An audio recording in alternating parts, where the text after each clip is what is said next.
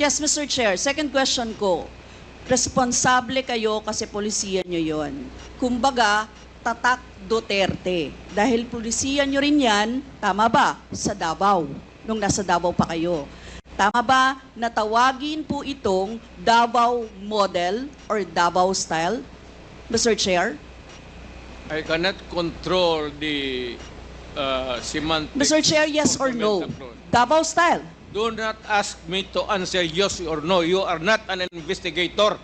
Mr. Chair, tayo po ay nasa investigasyon kasalukuyan, Yes, Mr. but you Chair. are not an investigator. Why are you asking me to answer Mr. yes Chair, or no? tinatanong ko lang na... Chair, point of Session order. suspended.